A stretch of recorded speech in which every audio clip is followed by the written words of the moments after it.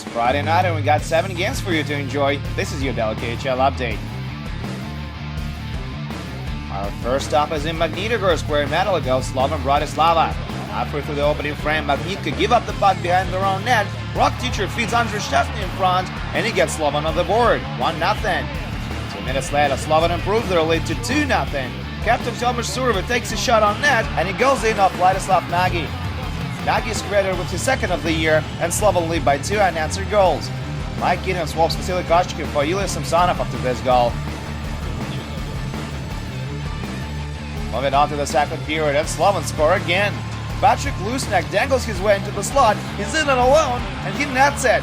That's his first career KHL goal, and what a beaut that is. 3-0 Slovan. 20 seconds later, Magnitka get a goal back. Vladislav Koleknik shovels it in from inside for his fourth of the year. 3-1 now.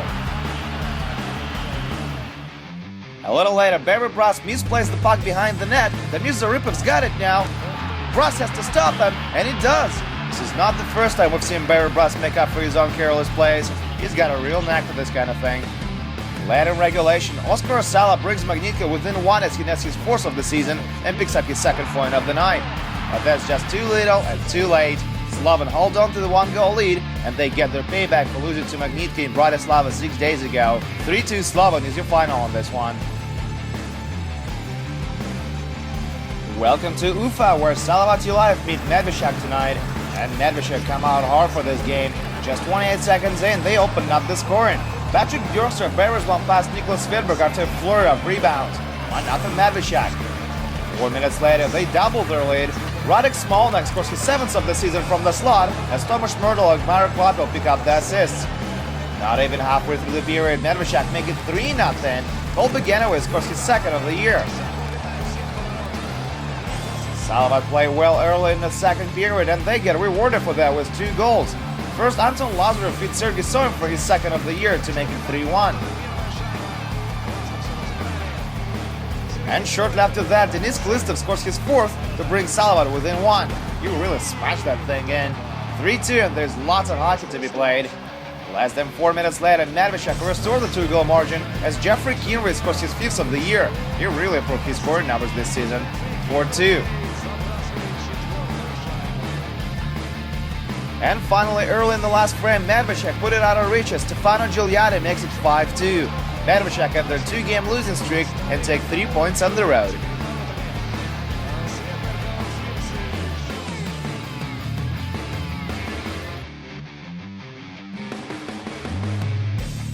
Next on the menu, Traktor and Dynamo Riga. Halfway through the first, Dynamo get on the board.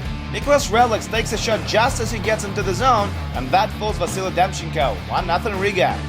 Early in the second frame, Traktor get it back on a power play. Daniil Gubrov gets his 1st of the season. Shortly after that, Dmitry Pistonov puts Traktor in the lead as he wires it home from the high slot. He does it from the knee to score his 4th of the year. 2-1 Traktor now. Late in the period, Dynamo even it up. Ville Leino takes his shot from in close, and Niks Indriches stuffs it in on a rebound. Indriches now has 7 goals this year. We're tied at 2s, and this one is going to a shootout. No surprise here as Maxim Kutsena scores the winner in the shootout. Traktor are 4-0 this season when it comes to a shootout. This is the best current record in the league. 3-2 Traktor shootout final on this one. Let's head over to Tolyani now, where Lada take on Dynamo Moscow. And it turns out to be a rather one-sided affair. Dynamo Moscow scored their 1st of the match at 34 seconds in. Maxim Pistushko with a laser of a shot from the right circle to make it 1-0. Late in the period, Dynamo doubled their lead. Denis Barantsov takes a long shot, the puck gets deflected, and it ends up in the net. 2-0 Dynamo after 20. Halfway through the second period, Neil Tarasov puts the puck on net, and Alexei Tereshchenko scores on a rebound. Nice finish. 3-0 Dynamo. Third period now, and Dynamo scored 2 more just to be sure. Maxim Pistushko scores his 2nd of the night and 8th of the season. He tipped the puck just wide, but then scored on his own rebound. And a few minutes later, Matt Robinson gets on a breakaway, and that's his 9th of the year. This guy's just unbelievable this season. Alexander Lazushin stops 14 shots for his 2nd shutout of the season, and Dynamo get a solid W on the road. 5-0 Dynamo Moscow final.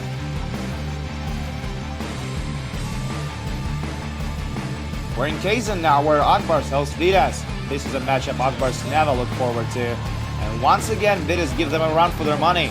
Less than 2 minutes in, Alexei Makeyev sets up Maxim Afinogenov and he scores his 7th, 1-0 Vitis. A few minutes later, Vitis go for the same play and they get the same result. Dmitry Shirikov with the assist and Roman Horak with the goal. 2-0 Vitis now. Second period, Vitis on an odd man rush. Maxim Afinogenov makes a gorgeous pass to Roman Horak and he scores his 2nd of the night. It's 3-0 Vitis early in the second. It goes from bad to worse. Shortly after that, Mario Kempis scores his 4th of the season on a power play and Vitis lead 4-0. Too big to give up, right? Akbar swapped Jussi Runas for Emil Garipov and turned things around. Halfway through the period, Akbar's on a power play. Justin Azevedo sets up Jakub Rilov and he's robbed by Harry Sattery. He gloves that thing like it's nothing to brag about.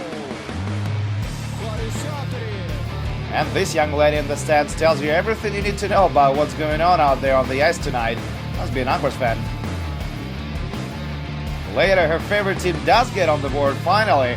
Mikhail Varnikov scores his 7th of the year to make it 4-1. No kick in motion on the play, it's a good goal.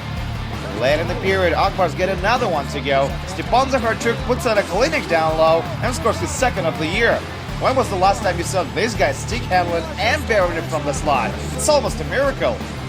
But that's as close as you're gonna get on this one. Vitis allowed no goals in the last period and get 3 points on the road. 4-2, Vitis is your final. Next game is between Red Army and Torpedo. Late in the first, Artem Alayev calls for the puck on a power play, gets it, and roofs it past Silas Sorokin. No chance for Red Army's netminder there. 1-0 Torpedo. And just 18 seconds later, Torpedo score again. Nikita Zaitsev gives up the puck behind the net. Dmitry Sevin centers it for Slava Kuliman. Quick pass to Nikita Durechinsky, and he scores his 2nd of the year. 2-0 Torpedo now. A few moments later, Grigory Panin knees Kaspars Daugavinch. You can't do that and Panin is tossed. Luckily, Daugavinch turned out to be okay after that hit. In fact, there he is halfway through the final frame, scoring his 3rd of the season. Nice moves as both teams were down a man. 3-0 Torpedo. Red Army gets one to go as they pull their goal for an extra attacker. Bogdan Kiselevich has his 2nd of the year as Jan Mursak and Alexander Radulov get the assists. Nevertheless, Vladimir Galuzin scores an empty netter a little later and puts it to bed. Torpedo get 3 points on the road and they are still tied for 4th in the West. 4-1 Torpedo is your final.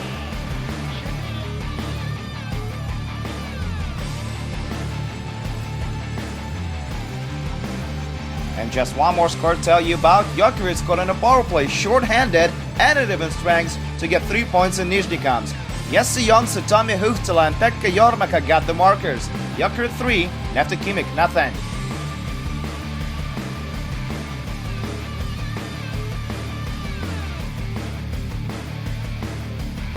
And that's it for your KHL update. This Saturday we'll be back with 6 more games. Come on back to check them out. Until next time, my name is Andreas Achenka. See you guys soon.